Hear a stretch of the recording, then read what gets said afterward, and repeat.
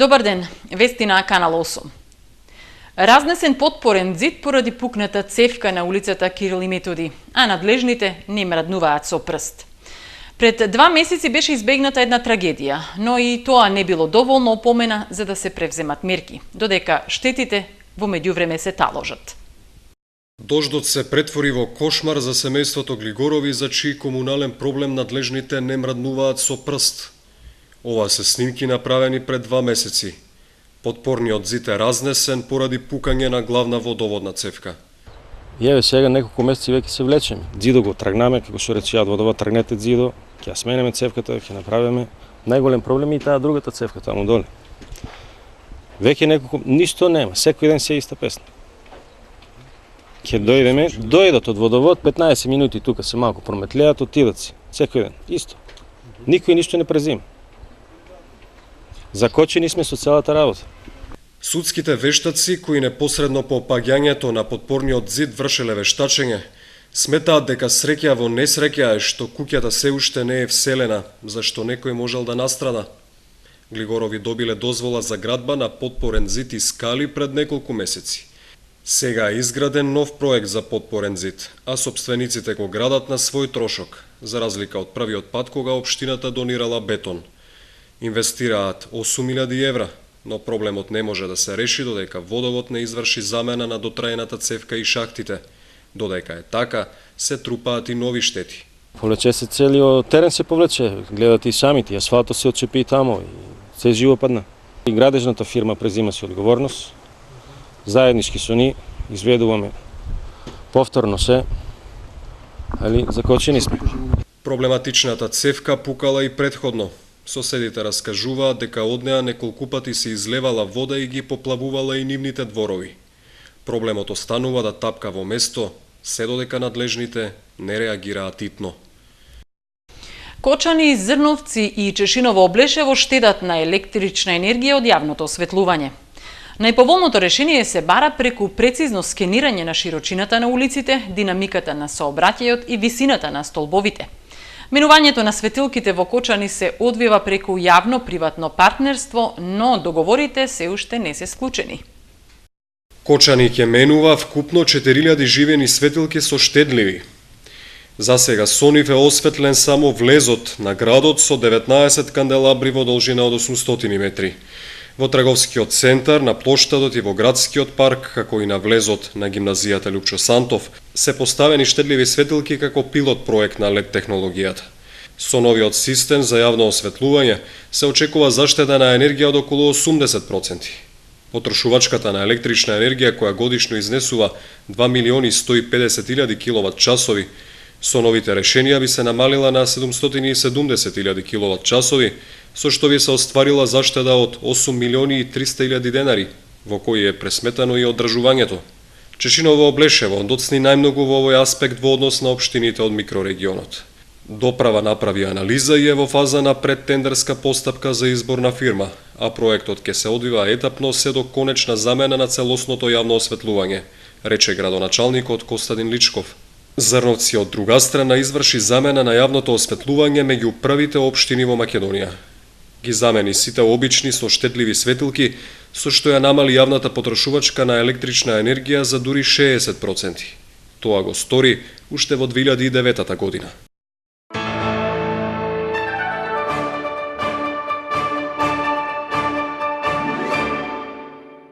Новиот закон за детска заштита ги избуни воспитувачките во градинките. Треба да добијат лиценца од комисија, која Министерството за труд и социјала се уште не ја формирало. Повеќе од сигурно е дека недобиената лиценца представува кочница и за огласот на кој треба да конкурираат воспитувачите, кои еднаш годишно подпишуваат договор за работа. Многу нејасноти кога станува збор за новиот закон за детска заштита, според кој сите воспитувачки и негувателки во детските градинки до крајот на годината треба да поседуваат лиценца како предуслов да останат на работа. Нејасноти има многу, бидејќи лиценца треба да имаат и оние воспитувачки кои секоја година го обновуваат договорот за работа, но за сега нема начин да ја добијат, од причина што Министерството за труд и социјала се уште не ја формирало комисијата за издавање лиценци, рече директорот на установата Иван Панов. Тоа, додаде Панов, е кочница и за огласот на кој треба да конкурираат воспитувачките што подпишуваат договор за работа, бидејќи без лиценците не може да конкурираат. Тоа јасно кажува дека се врти во круг и дека многу работи се нејасни кога станува збор за новиот закон, додаде Панов. Вработените во Кочанската детска градинка Павле Велјанова се уште немаат добиено ни писмено известување од Министерството за труд и социјална политика за тоа како ќе се врши лиценцирањето. Инаку, целта на добивањето лиценци за работа е да се модернизира згрижувањето и едуцирањето на децата од предучилишна возраст. Ке се воведе и електронско досие за секое дете за активностите, афинитетите и евентуалните проблеми. За тоа ќе бидат известувани и родителите на децата еднаш неделно. Согласно новиот закон за детска заштита, освен воспитувачките и негователките, лиценца ќе треба да добијат и директорите на градинките. Оние кои не полагаа во мај се тестираа денеска. Екстерното се спроведе за 5 ученици во гимназијата и за 75 во Ѓошо Викентиев. Во гимназијата Лјупчо Сантов 5, во Гошо Викентиев 75 ученици полагаа екстерно тестирање. Станува збор за ученици кои од различни причини не полагаа во мај. Во најголем број причината е техничка грешка на системот. Проверката на знаењето се одвива во 2 термини, на 16 и 19 август, во зависност од распоредот на учениците и предметите. Во нашето училиште се пријавени 5 кандидати и со тоа се заокружува целиот процес на екстерната проверка на знаењето на учениците. Ние најголемиот дел го завршивме во месец мај. Резултатите се такви какви што се беа презентирани во јавноста. Ние сме задоволни како со постигањата на учениците, така и со организираноста на училиштето и предвидуваме дека во иднина ќе имаме се помалку и помалку проблеми и од техничка природа. Знаете дека најмалку проблеми имаше во делот на познавањата, усвоените знаења. Проблеми се јавија само во делот на техничката поддршка, ама тоа се надминува. Мислам дека ќе ги даде целосните резултати на следната проверка во 2014 година. Во Гошо Викентиев од 77 пријавени, полагаа 75. Двајца беа оправдано отсутни, истакнаа од училиштето. Екстерно тестирање ќе се спроведе и во понеделник, кога според распоредот ќе се полагаат предметите што остануваат. Армијата на Република Македонија го одбележува своето 21 годишно постоење. По тој повод, во касарната Јане Сандански во Штип се одржа свеченост. Со тактичко-технички збор и презентација на дел од вооружувањето и опремата на првата механизирана пешадиска бригада во касарната Јане Сандански во Штип свечено е одбележан 18 август, денот на Армијата на Република Македонија.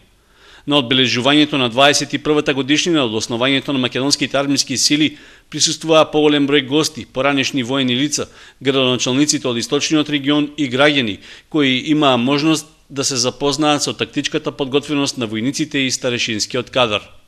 На војната свеченост припадниците на бригадата ги поздрави нивниот старешина мајорот Мирче Тасев. На Армијата на Република Македонија зародиш и беше баталионот Мирче Ацев, формиран од одредот Дамјан Груев на 18 август 1943 година на падините на Славе планина. Ден кога е создадена првата организирана формација на македонска војска и кој денеска го празнуваме како Ден на Армијата на Република Македонија. Годинава се навршуваат 21 година од армијата на самостојна и суверена Република Македонија. Години низ кои Армијата на Република Македонија со сета, чест, достоинство и професионалност го продолжува вековниот сон на сите македонски патриоти и херои кои се бореа за праведност, слобода и подобра иднина. Мајорот Тасев додаде дека единиците во гарнизонот Штип покрај своите редовни задачи посебно се истакнуваат и во изведувањето акции, пружење помош на граѓаните, цивилните структури и органите на локалната власт, со што се потврдува народниот карактер на Армијата на Република Македонија. Во рамки на свеченоста, на војниците што покажале исклучителни способности во извршувањето на обврските, им беа доделени признанија.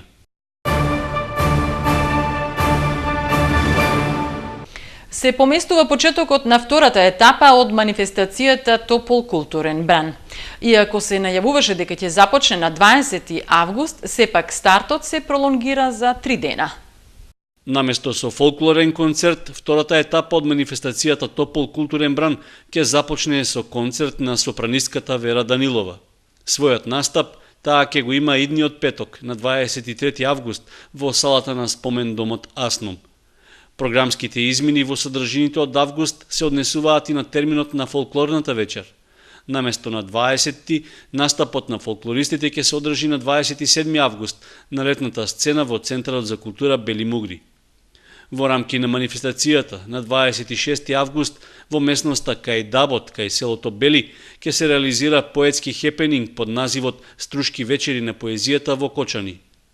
Од 28 август пак до 1 септември на браната градче ќе творат младите ликовни учесници на меѓународната детска ликовна колонија Свети Пантелеимон.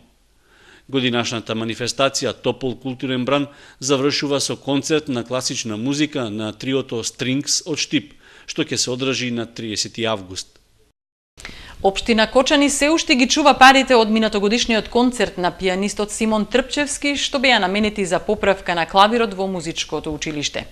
Во меѓувреме очекува да добие и средства од владата за купување ново концертно пијано. Тоа ќе овозможи за настапите на врвните пијанисти да не се позајмуваат, туку да се користат сопствени инструменти. Се уште не се потрошени парите собрани од минатогодишниот концерт на пијанистот Симон Трпчевски во рамки на манифестацијата Град на културата. Како што беше најавено, концертот имаше хуманитарна цел, а средствата беа предвидени за поправка и одржување на клавирот во музичкото училиште Ристо Јуруков. Меѓутоа, од тогаш поминаа 8 месеци, а на клавирот не се извршени потребните интервенции. Од локалната самоуправа, која беше носител на ланската културна манифестација, велат дека плановите за искористување на парите не се променети, но постои можност за набавка на сосема нов и подобар инструмент. Ние средствата ги чуваме уште. Во договор со организаторите, дел од организаторите од музичкото училиште се чуваат за реновирање на овој клавир. Меѓутоа сакам да ви соопштим една друга вест, дека имаме иницијатива за купување на еден прав концертен клавир, едно концертно пијано. Една желба е 3-4 години назад, секоја година покушуваме.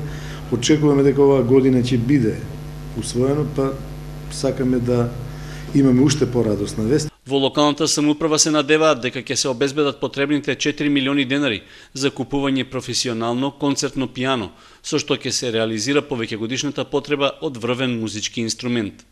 Недостатокот од него се решаваше со позајмување од страна, за што се плаќа соодветен надоместок заедно со трошоците за транспорт и штимање.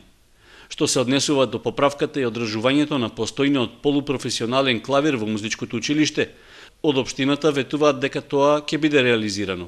Во моментот се чекало на слободен термин на единственото стручно лице во државата што може да ја заврши работата.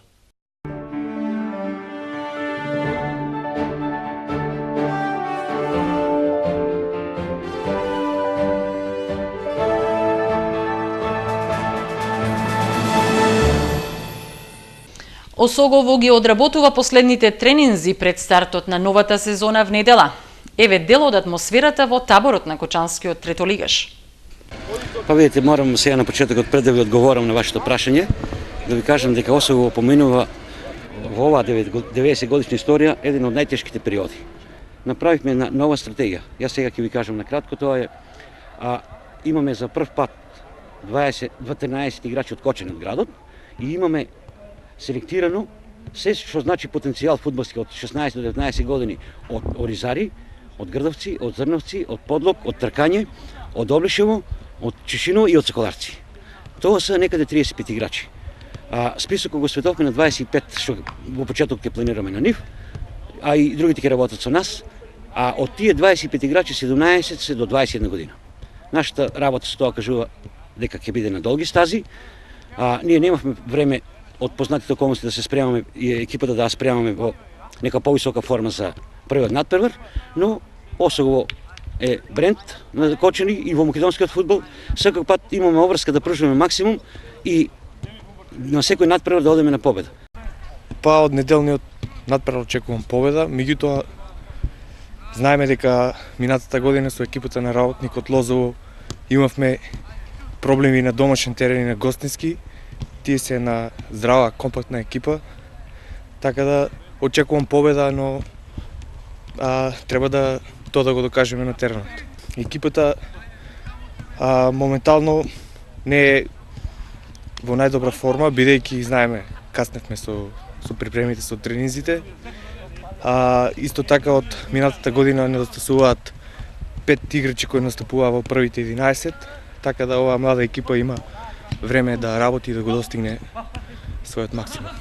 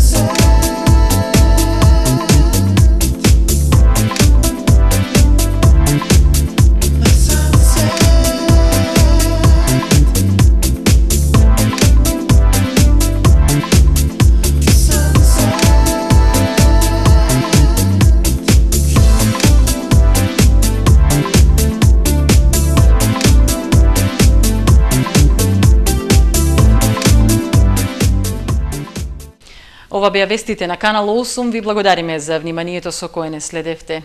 Имајте убав викенд. Пријатно.